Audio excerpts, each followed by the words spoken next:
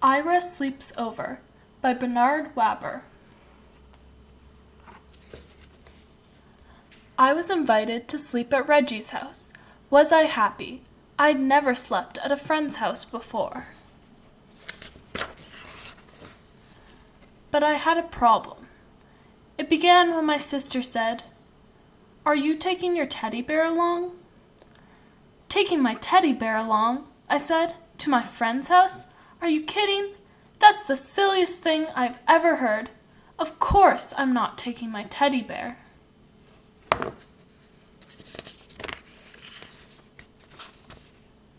And then she said, "But you've never slept without your teddy bear. How will you feel sleeping without your teddy bear for the very first time?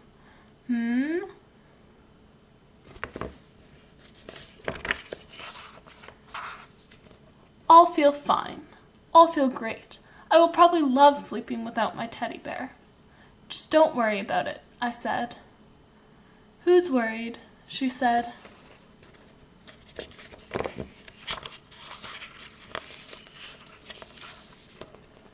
But now she had me thinking about it. Now she really had me thinking about it. I began to wonder, suppose I won't like sleeping without my teddy bear? Suppose I just hate sleeping without my teddy bear?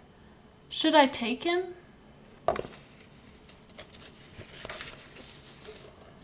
"Take him," said my mother. "Take him," said my father. "But Reggie will laugh," I said. "He'll say I'm a baby." "He won't laugh," said my mother. "He won't laugh," said my father.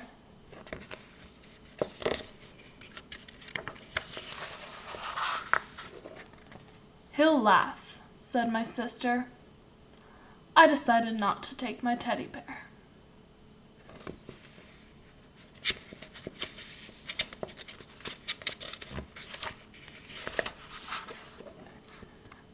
That afternoon, I played with Reggie.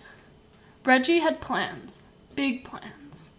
"Tonight," he said, "when you come to my house, we are going to have fun, fun, fun. First, I'll show you my junk collection. And after that, we'll have a wrestling match. And after that, a pillow fight. And after that, we'll do magic tricks. And after that, we'll play checkers. And after that, we'll play dominoes. And after that, we can fool around with my magnifying glass." "Great," I said. "I can hardly wait." "By the way," I asked, "what do you think of teddy bears?"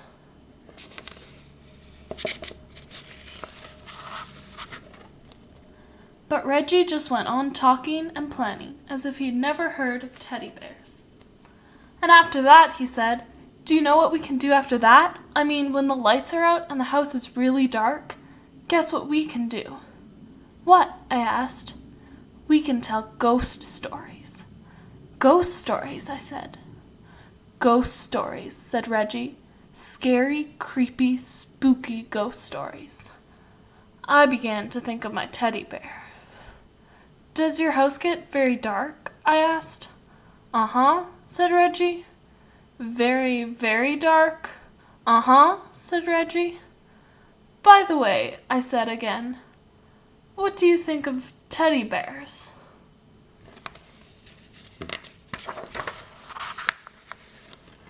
Suddenly, Reggie was in a big hurry to go someplace. "See you tonight," he said.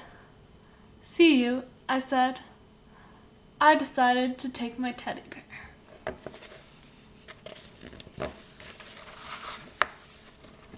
"Good," said my mother. "Good," said my father. But my sister said,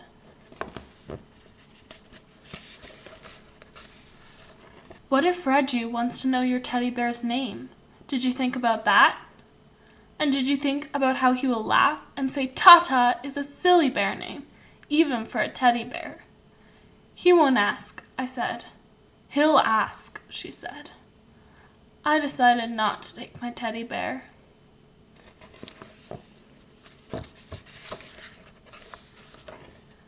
At last, it was time to go to Reggie's house.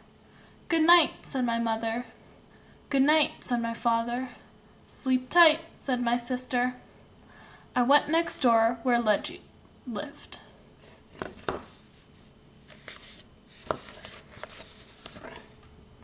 That night, Reggie showed me his junk.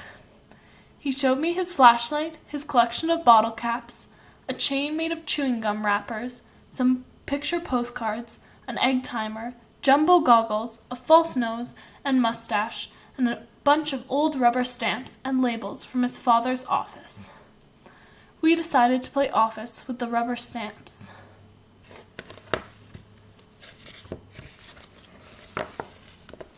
After that, we had a wrestling match. And after that, we had a pillow fight. And after that, Reggie's father said,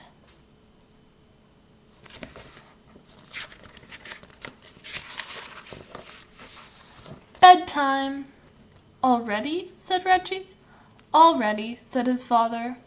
We got into bed. "Good night," said Reggie's father.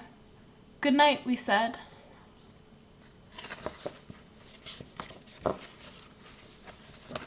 Reggie sighed. I sighed.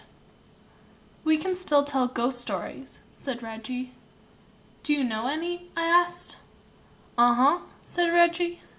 Reggie began to tell a ghost story. Once there was this ghost, and he lived in a haunted house, only he did most of the haunting himself.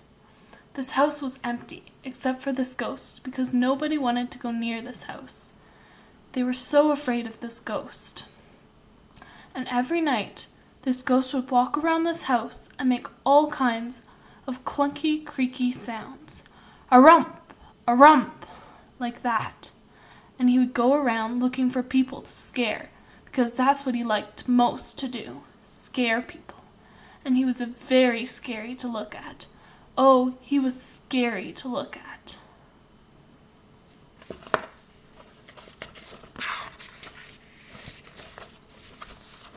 Reggie stopped. "Are you scared?" he asked. "Uh-huh," I said. "Are you?" "What?" said Reggie. "Are you scared?" "Just a minute," said Reggie. "I have to get something." "What do you have to get?" I asked. "Oh, something," said Reggie. Reggie pulled the something out of a drawer. The room was dark, but I could see it had fuzzy arms and legs and was about the size of a teddy bear. I looked again. It was a teddy bear.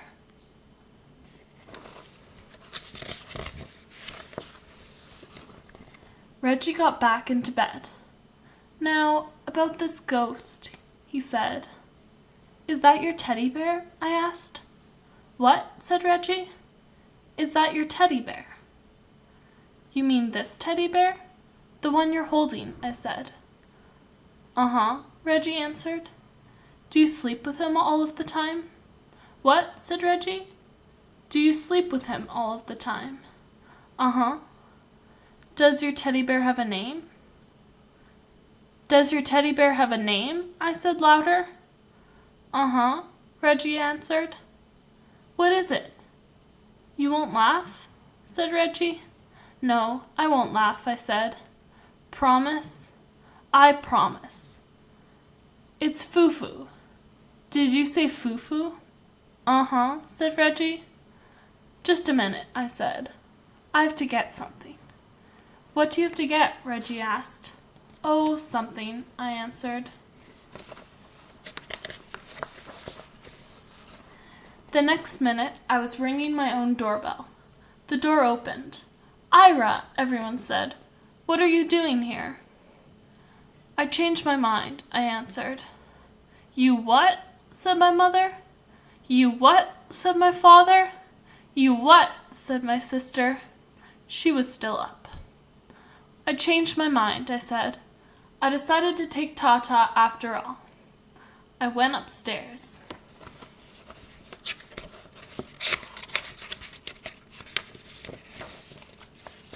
Soon I was down again with Tata. My sister said,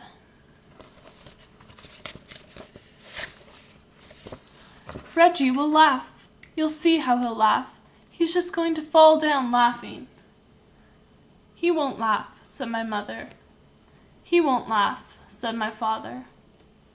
"He won't laugh," I said. I came back to Reggie's room. "I've a teddy bear too," I said.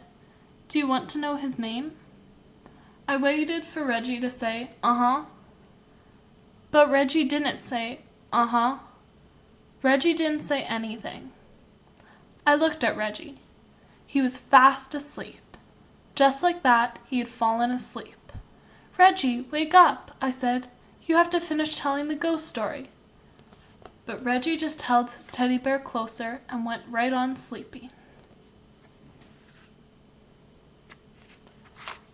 And after that, well, there wasn't anything to do after that.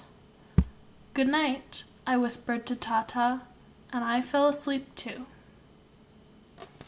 Remember to scroll down for questions about the story.